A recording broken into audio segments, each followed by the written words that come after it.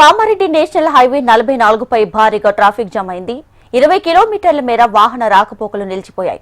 దీంతో కామారెడ్డి నుంచి హైదరాబాద్ కు వెళ్లే రోడ్డు బ్లాక్ అయింది. సదాశివ నగర్ నుంచి పొందుర్తి వరకు వాహనాలు నిలిచిపోవడంతో ప్రయాణికులు తీవ్ర ఇబ్బందులు ఎదుర్కొంటున్నారు. కేశంపల్లి దగ్గర హైవే కుంగడంతో వాహనాలు నిలిచిపోయాయి.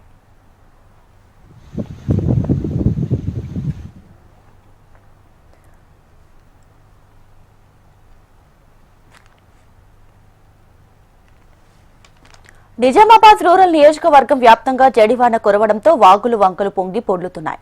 పలు చోట్ల చెరువులు తెగి పలు గ్రామాలు వరద నీటిలో మునిగిపోయాయి. సిరికొండ మండలంలోని కప్పాల వాగు ఉధృతంగా ప్రవహించడంతో కొండూరు గడ్కోల్లోని ఇళ్లలోకి వరద నీరు చేరింది. గ్రామాల్లోకి నీరు రావడంతో గంగమ్మ తల్లిని శాంతించాలని కోరుతూ పూజలు పూజిస్తున్నారు. ఇందల్వై మండలంలోని జీకే తండా వరదలు మునిగిపోయింది.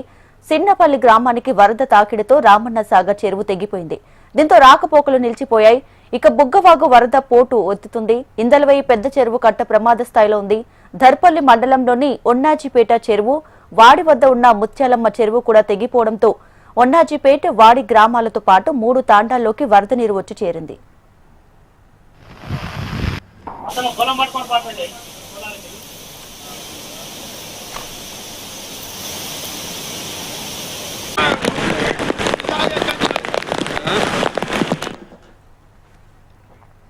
కామారెడ్డి నేషనల్ హైవే 44పై భారీగా ట్రాఫిక్ జామ్ అయింది. 20 కిలోమీటర్ల మేర వాహన రాకపోకలు నిలిచిపోయాయి. దీంతో కామారెడ్డి నుంచి హైదరాబాద్ కు వెళ్లే రోడ్డు బ్లాక్ అయింది. సదాశివ నగర్ నుంచి పొందుర్తి వరకు వాహనాలు నిలిచిపోవడంతో ప్రయాణికులు తీవ్ర ఇబ్బందులు పడుతున్నారు. కేశంపల్లి దగ్గర హైవే కుంగడంతో వాహనాలు నిలిచిపోయాయి.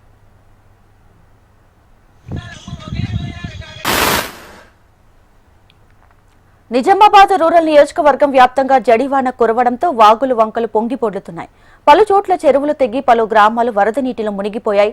సిరికొండ మండలంలోని కప్పల వాగు ఉధృతంగా ప్రవహించడంతో కొండూరు గడ్కోల్లోని ఇళ్లలోకి వరద నీరు వచ్చి చేరింది.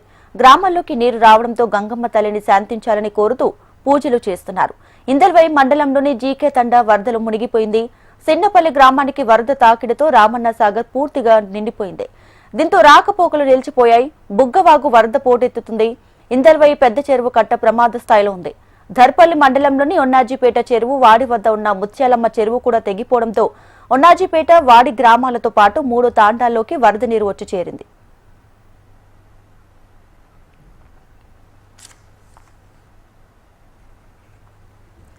కామారెడ్డిని కుంభవృష్టి అతలాకుతలం చేసింది. 2 రోజుల్లో కురిసిన వానలకు జిల్లాలో 30 నుంచి 60 సెంటీమీటర్ల వర్షపాతం నమోదైంది. ఆగస్టులో సాధారణ వర్షపాతం కంటే 135% అధికంగా కురిసిందని అధికారులు చెప్పుకొచ్చారు. అయితే రాష్ట్రంలోని అత్యధిక వర్షపాతం కామారెడ్డి జిల్లా రాజంపేట మండలంలో నమోదైంది. 2 రోజుల వ్యవధిలో రాజంపేట మండలంలో 63.2 సెంటీమీటర్ల వర్షపాతం నమోదైంది. నాగిరెడ్డిపేటలో 50.5, బిక్కనూరులో 50.1, ఎల్లారెడ్డిలో 44.8, లింగంపేటలో 41.5, దోమకొండ, నిజాంసాగర్లో 40 సెంటీమీటర్ల వర్షపాతం నమోదైంది. ఎడతెరిపి లేకుండా కురుస్తున్న భారీ వర్షాలకు జిల్లాలో 3 మృతి చెందారు. ఇక దోమకొండ మండలం సంగమేశ్వర్లో బాలరాజ్ అనే వ్యక్తి గల్లంతైనట్లు తెలుస్తుంది. శంకర్పల్లి తండాలో వరదలకు 35 పశువులు కొట్టుకుపోయాయి.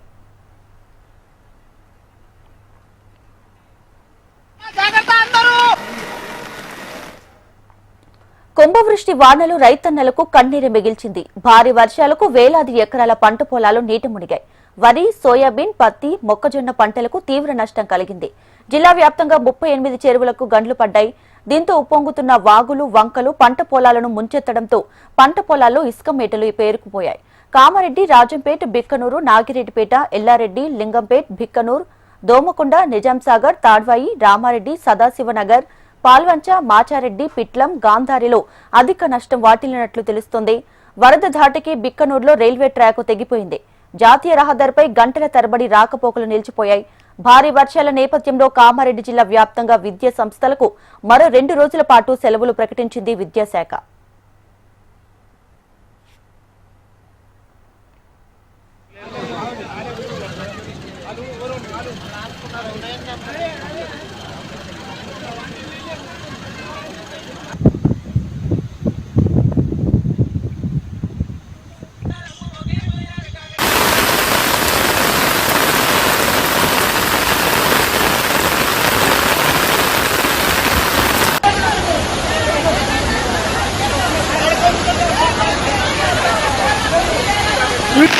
చింతల చెరువు కూడా కట్ట తెగే అవకాశం ఉంది కాబట్టి మామా జాగ్రత్త